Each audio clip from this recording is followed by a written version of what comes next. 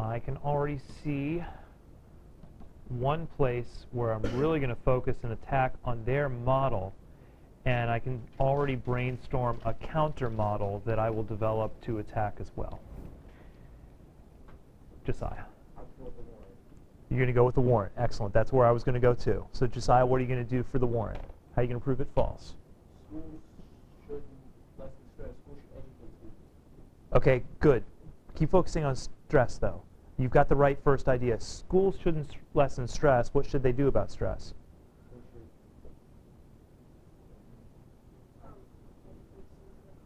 Perfect, Sarah. Thank you. Nice two-part answer there. You people are. That's right. We shouldn't lessen stress. In fact, a teacher like me prides himself on the amount of work that I give you. I'm like, yeah, you know what? It is a healthy amount of work, and I'm happy about that. And I consider myself to be doing the right job because I'm piling something on you that you need to take care of. Now, if it's too much, it's too much. Okay, I understand. That's not the point. The point is exactly what Sarah said. That my obligation as a teacher is to give you a real-world experience. And guess what? The real world doesn't have a 3 or 4 month summer vacation. And I used to have posted in my room, took them down this year, Bill Gates, the Microsoft guy, he wrote like 10 or 11 different rules for life. They were things that students never learn in high school. And a couple of these lessons they were all pretty sarcastic and bitter. And one was something like, your boss doesn't care about your stress, and he doesn't care about whether or not you're emotionally fulfilled at your job. He only cares about whether or not you're doing your job. And I don't think the world's quite that bitter, but I do agree that the world, even the happy bosses, they want you to do your job. They need you to do your job, and they don't alter the job to make you happy. The job's not going to change. So, what's my job as a teacher? To continue to give you work and help you develop skills for organization and make sure that you can cope with that stress. But I'm going to attack the warrant. Absolutely. Connor.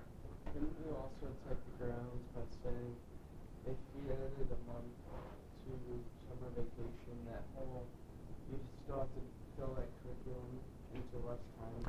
Very good, very good. So we're saying summer vacation by 1 month would not lessen stress for students because it would result in an accelerated school year, which would be just tightly packed stress.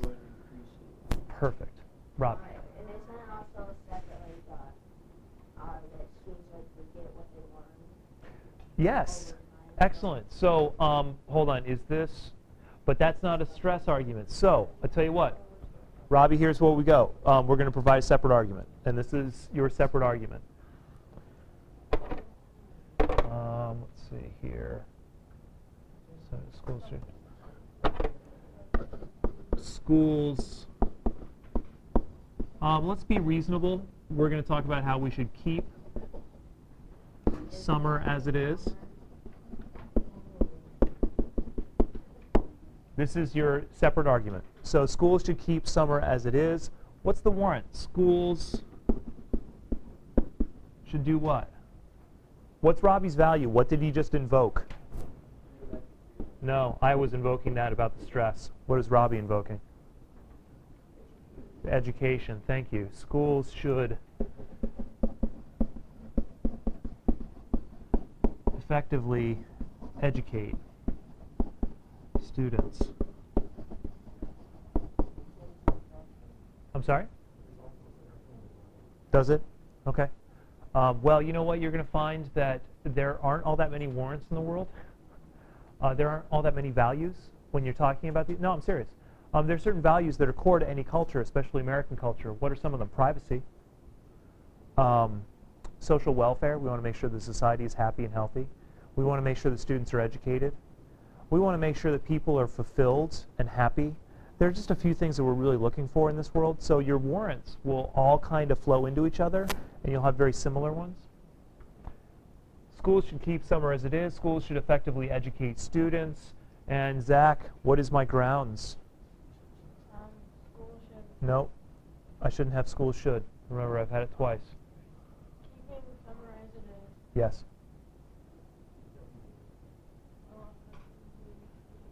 There you go. Nice job, Zach.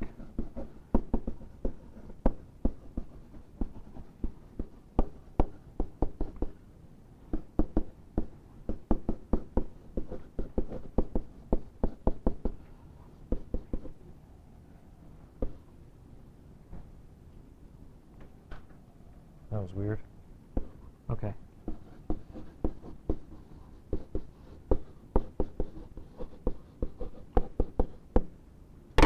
Now here's Robbie's argument, and here's part of what Connor was saying also. Summer vacations are shorter because you don't want to lose all that information. If you lengthen them, you lose the information. So if we keep summer as it is, in fact, they could even go further and say we should shorten summer and go to a year-round schedule, but they don't need to, though. You never need to provide a counter plan. You never need to provide a counter policy in order to defeat their argument. So, by keeping summer as it is, that will effectively educate students. It'll make sure that they don't forget things. And then Jasmine and Omar and Nate are probably sitting there saying, oh great, there goes our argument, we're done. Good. You should be thinking of counter arguments. And I'll tell you right now that good. That's exactly what we should do. So, let me remind you of the rules of this debate. You had to turn in one Toolman model to me for me to check it and make sure that you had the logic clear. That's fine. It was a little assignment check. You earned your points for it. That doesn't mean you only have to use that model. It doesn't mean you can't argue something else. You had to turn in research for me, or research to me on that research report, and you had to turn in annotated bibliography and write a summary. Doesn't mean you only have to use that. I'm sure you will. It's probably some of your strongest evidence and research thus far, but you can continue to argue other ideas. And every good debater, and I'm not just talking about high school competitive debate, I'm talking about people who want to go out there and persuade others, which is most people, will always anticipate what their opponent's going to say and then go to the next move. It's a little bit like chess. Good chess players are able to see 3, 4, 5 moves ahead. I'm not a good chess player because I can only see one move ahead. But debate, a good debate, means that you see your own argument, you see what they might argue against you, and then you think about how to argue against that. It only comes when you use this model and you start analyzing it and you understand the strategies, of which I will remind you, we have 3. Let's go back to the beginning, just to remind. You can counter that Toolman model. You destroy either the warrant or the grounds. Prove it false. You could do both, you could do one, but in order for it to logically fall, you only need to destroy one of them. You can propose that separate argument. You can propose many separate arguments, as many as you'd like. And by the way, it's often a good counter argument whenever somebody's talking about policy to talk about the money involved. So if you say, for instance, in third period, somebody's arguing that we should extend, or we should push back the start time for high school students by an hour. So your first class should be 8:30 instead of 7:30. That's all well and good, but I guarantee right now, if you were to propose that to Dr. Rieger, his counter argument would not be something about psychology, it would be money. He'd say, yeah, but we can't afford it because these are our transportation costs and our schedule is based on that. So you can propose many separate arguments and always think that a good separate argument is a money argument. We can't afford it. Let's address the last one for a moment. So if you turn your countering arguments primer sheet over, you'll see a little example of a challenge of a definition. One of the most common definitional debates out there in the world is the abortion debate. The abortion debate is not a value debate, even though you might think it's a value debate, because both pro-life and pro-choice people are good people who like people, and they like babies. Nobody hates babies. Okay, let's get that really clear right now. Nobody in their right mind hates babies. All people who are mentally stable love babies because they're cute and they don't annoy us. We love babies. No, they don't annoy us. All their annoyances are cute. And if you don't think they're cute, then there's something wrong with you. But hold on. Shh. The two camps debate the definition, one, of murder, and they debate the definition of what exactly is a human being. That's a definitional debate. And when they get really angry, they say, my definition is right. No, my definition is right. And for some reason, they can't figure out how to settle that debate. Usually because the definitions derive often from religious stances, and it's really difficult to settle religious conflict. But it's a definitional debate on what is murder and what is human life. It's not a debate on whether or not we like babies. And what really upsets me about that argument is when people say they're baby killers, they hate babies. No, they don't.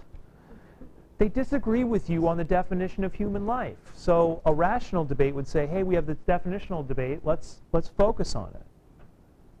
But instead, they just get into name calling and distract from the issue. You will not often face a definitional debate in this activity. What are we going to debate? The definition of smoking? No. Definition of health? I don't think so. It's pretty obvious. Definition of illegalize? No. Definition of citizen? No. Don't debate any of that. Debate the definition of stress? I don't know that we debate the definition. We might debate the value of stress. Debate schools? No. Debate the definition of students? No. Debate the definition of stress? Of lesson? Debate the definition of lesson? I don't think so. I think that's pretty clear too. Now, granted, I've had some debaters who have tried to debate the word the and said that, no, you've got your definition of the wrong, and this is key in the debate. Those are really exciting debates. But you're not, no, I'm being sarcastic. They tend to be annoying because people are not really debating substantive issues. They're debating grammar standards, which, oh, gosh, you want to see, I love grammar. You want to see one of the dullest, most lifeless debates, see one debating over grammar standards. It makes me want to claw my eyes and ears out. I don't see any definitional conflict here. I don't see any. I think you're all good on definitions. That's why it's third. That's why I say you're not going to hit it very often. You'll know it when you hit it, because you will violently disagree over one particular word. Not a fact. It's not evidence. It's a word.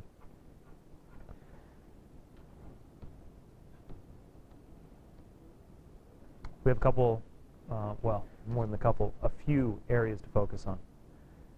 Purposes of the counterarguments for this project. You have to start researching the negative case. And this will lead to research questions. Remember, we use Toolman models to lead to research questions. So now, your counterarguments will lead to those research questions, what you need to figure out. If I were countering that smoking argument, I might decide I got to start researching prohibition. I want facts on prohibition back in the 20s and 30s. Negative summary. You must write a negative summary. It's a shorter paper, but it's still the same paper, and you folks have received your affirmative summary back, so don't forget about the performance on that. Negative summary is the same thing, just a little shorter. And we'll talk about writing it. Oh, I think I've scheduled a day to write it. If not, there's a model example available on the website once again. Yeah. Questions. You have to ask questions during a debate. This can help you write questions. And rebuttal strategies for debate. You must write rebuttal speeches and speeches for the debate. This will help you write those. So, oh, there's an annotated bibliography in there. So a number of different assignments directly result from this work. And on Monday, I'm giving you work time.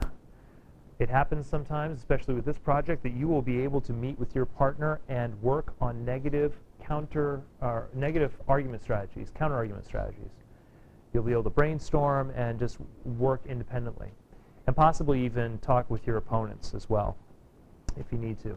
So this weekend, if you do some research on some negative argument strategies, on some counter-arguments, then you'll be in really good shape for Monday, and you can work with your partner. Could even share a file on Google Docs if you wanted to communicate and share research outside of class.